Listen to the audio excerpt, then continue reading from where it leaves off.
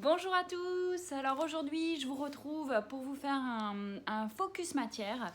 Pas toujours évident, on peut pas toucher sur internet, on voit un peu le style, mais c'est vrai qu'on a une multitude de tissus qui sont proposés. Moi je vais vous parler particulièrement de maille. Alors qu'est-ce que c'est que la maille? Alors ce qu'il faut savoir au départ, c'est qu'on a vraiment deux catégories, deux familles de tissus. C'est hyper important. On a ce qu'on appelle le chêne et trame et la maille. Alors le chêne et trame, en fait c'est tout ce qui est tissé. Donc on a un fil de chêne, un fil de trame et voilà, c'est en fait donc un tissage. Et donc ce sont des tissus qui sont non extensibles la plupart du temps. Et on peut il faut les surfiler parce que souvent, ça s'effiloche, tout simplement. Ce sont des tissus qui s'effilochent puisque nous avons un croisement de fils comme ceci. Et la maille de l'autre côté, c'est en fait du tricotage. C'est comme quand on tricote, sauf que c'est des machines industrielles.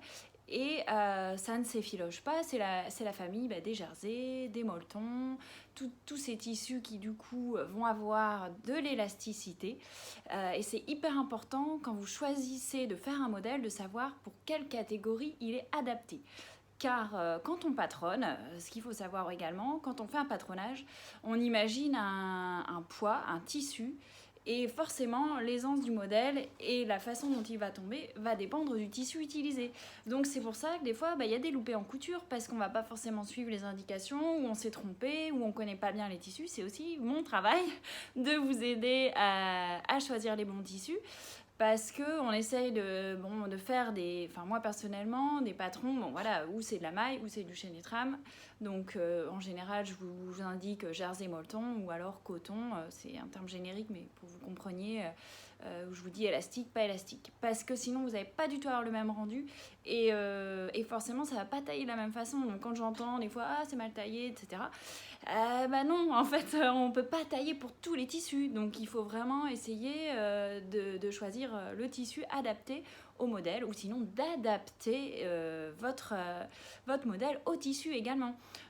Donc par exemple, vous voyez, les bandes d'encolure, quand on les fait, en général, donc je fournis une bande d'encolure dans le patronage, mais parfois, en fonction de l'élasticité de votre tissu, vous n'avez pas le même rendu, il faut pouvoir la régler, et donc des fois il faut la réduire, si ça baille, on réduit un petit peu pour avoir cet effet plaqué. Bon voilà, ça c'était pour l'introduction. Maintenant on va parler du vif du sujet, je vais vous parler donc de la maille, donc du jersey. C'est vrai que chez Super Bison, moi j'aime bien avoir, c'est une matière que j'utilise énormément, parce que justement on va avoir quelque chose de souple, d'agréable à porter, des jolies tombées, et c'est des matières qu'on porte très souvent en fait.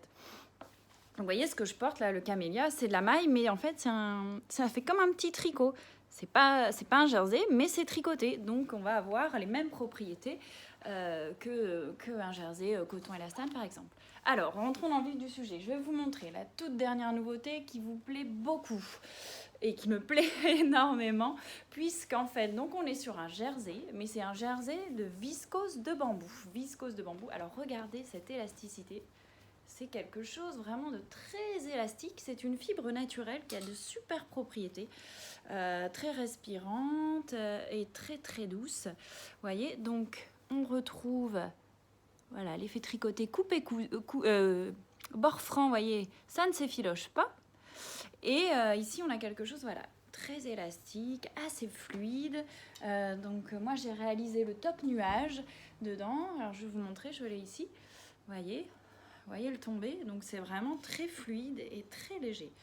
Donc là, j'ai rentré de nouvelles couleurs et je l'ai associé à un autre tissu que j'ai appelé, donc c'est du jersey brodé ou de la maille brodée, vous voyez, avec comme un aspect broderie anglaise, mais c'est sur de la maille. Donc ici, vous voyez, j'ai laissé effectivement bord franc, chose que je ne peux pas faire sur une broderie anglaise classique en chêne et trame, puisque le tissu va s'effilocher.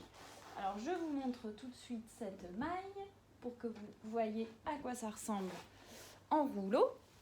Donc voilà, ça donne cet aspect et cet effet brodé, mais on est sur quelque chose d'élastique, très élastique. Donc là, on est sur une fibre synthétique, Mais vous voyez, on a un côté ajouré et élastique qui est très sympa parce que du coup, on peut imaginer des bodys, des t-shirts, des blouses, des robes. C'est vraiment un tissu pour l'été.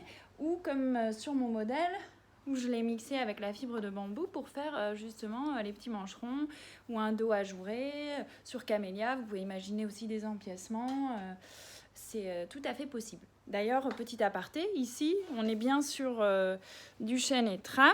Donc ce n'est pas de la maille, ce n'est pas extensible, mais comme c'est juste un petit empiècement qui finalement n'a pas besoin d'élasticité, on peut le faire dans le tissu qu'on veut. Ça ne changera pas le modèle. Alors ici, je voulais vous montrer du jersey, alors ce qu'on appelle dévoré. Alors dévoré, pourquoi? Parce que regardez, je vous montre sur une épaisseur, c'est transparent, on a un motif qui apparaît en transparence. Parce qu'en fait, c'est un procédé qui enlève une partie de la fibre, mais sur certaines zones. Et donc, on a cet effet ajouré qui est assez sympa pour travailler des tops, robes ou autres pour l'été. Parce que du coup, ça laisse respirer. Et c'est assez agréable. Puis ça fait aussi une certaine originalité. Alors ensuite, je voulais vous montrer autre chose.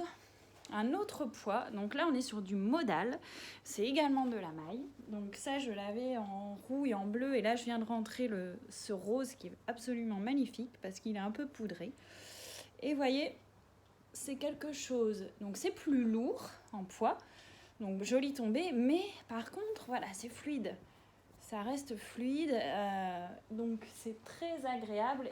Et surtout, vous pouvez vous faire une robe Vénus, par exemple, très adaptée, avec son côté patineuse, Maeva, ou Luna également. Alors, je vous montre. Voilà, ça, c'est le même tissu. C'est ce tissu modal, maille modal. Donc, maille modal que j'ai associé à la broderie. Je vous ai montré le jersey brodé de tout à l'heure. Donc, on est surtout de la maille, donc extensible, parce que c'est un patron qu'il faut réaliser en maille, que ce soit du jersey, vous pouvez faire du viscose de bambou, vous pouvez faire du coton élastane, faut que ça reste dans cette famille de tissus. Et puis je vous montre également une autre version que j'avais fait du coup tout en maille brodée. Donc c'est Luna également. Donc là ce qui est bien c'est que c'est joli, on a ce côté ajouré qu'on peut utiliser sur une blouse par exemple, comme ici. Donc voilà, et enfin dernier tissu que je voulais vous montrer, et après je vous libère. C'est toujours du jersey, de la maille, mais ici on est sur un mélange viscose-lin. Donc viscose-lin, c'est une fibre naturelle qui est très jolie. Alors j'ai déjà proposé du 100% lin, c'est très beau, mais c'est très transparent.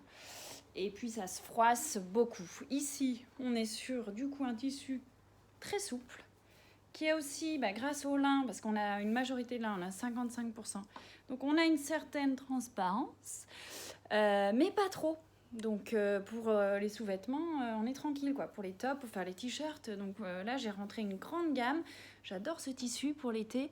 Ça donne vraiment des t-shirts actuels.